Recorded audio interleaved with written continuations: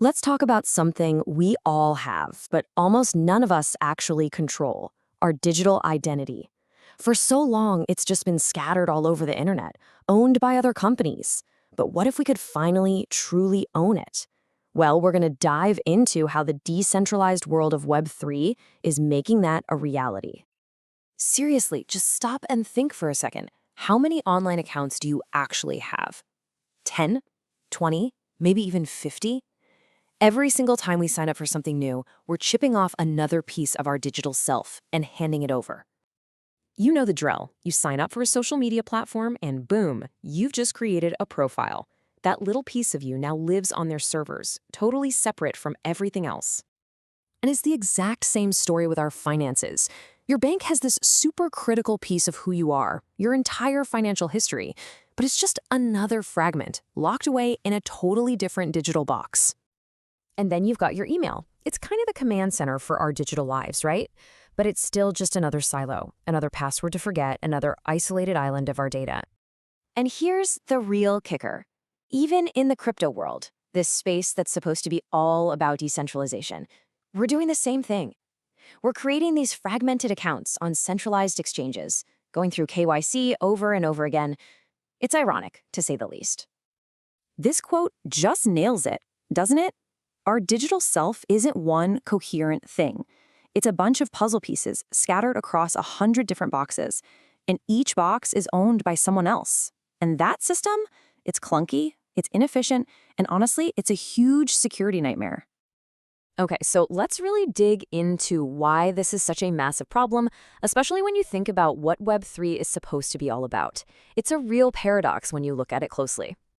I mean, this slide lays it out perfectly. On one side, you've got the promise of Web3, decentralization, real ownership, trustless systems. But then you look at the reality of how we handle identity today, and it's all about centralized gatekeepers, endless verification loops, and just massive privacy risks. They're complete opposites. And look, this isn't just annoying, it has real-world consequences. All our data being scattered around makes us a juicy target for hackers. The reputation we work so hard to build on one platform, it's stuck there. It can't come with you. And every single time we do another KYC process, we're just throwing our sensitive info out there again and again, multiplying our risk. So, is there a better way? You bet there is. This is where decentralized identity, or what you'll hear called DID, comes into the picture. You can think of it as the key that's finally going to let you break your digital self out of all those corporate jails. The core of all this is the decentralized identifier, the DID. And the absolute best way to think about it is like a universal digital passport. It's one identity for everything online that is 100% yours. It's secured by cryptography, and you and only you hold the key. No more asking permission from a big company to be you. Right, so if your DID is the passport, then verifiable credentials, or VCs, are the official stamps you get inside it. These are just cryptographic proofs about you. Things like, yep, they're a member of this DAO, or yep, they own this token. The beauty is you can just show one of those stamps without having to show your whole passport.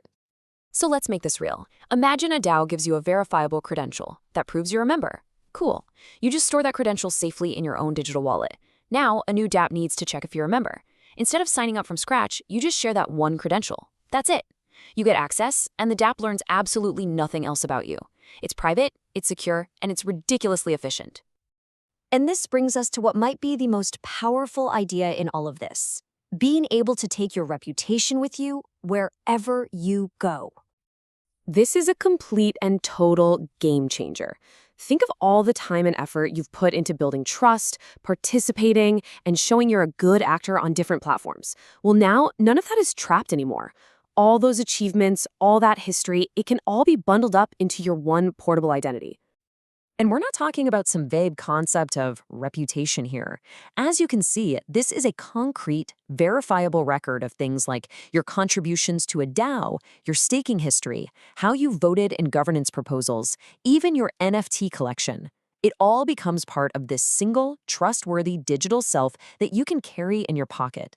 So really, it all comes down to this one powerful number: 1. A single, secure identity that you control that unlocks access to countless dApps, different blockchains, and entire ecosystems. The age of having 100 different digital identities is finally coming to an end. But okay, let's be real. Like any powerful new tech, this whole idea of self-sovereignty isn't a magic wand. It's not without its challenges. There are some serious new responsibilities that come along with all this freedom. The absolute biggest one is personal responsibility. You are the only one in charge of your cryptographic keys. Lose them, and you could lose access to your entire digital self forever. On top of that, we as a community need to keep pushing for better interoperability so all these systems can talk to each other. And we need solid governance so we know we can actually trust the people and organizations issuing these credentials in the first place. But even with those hurdles, the future that decentralized identity promises is, well, it's incredibly exciting. We're talking about a complete reimagining of how we exist and interact online. I love this quote because it gets to the heart of it. This isn't just some clever tech upgrade to make logins easier. This is about establishing a fundamental right for the digital age, the right to own and control who you are online. The ultimate vision here, the world we're trying to build, is one where our online interactions are just smooth and secure. A world where privacy isn't something you have to hope for, it's just built in from the ground up. Where our reputation is a real asset that we can take with us. And where trust isn't something we place in a company, but something that's baked right into the code. So I'll leave you with this to think about. Once you're no longer just a user on somebody else's platform, once you are the sovereign owner of your digital identity, what do you build? What becomes possible? The potential is just massive. Thanks for tuning in.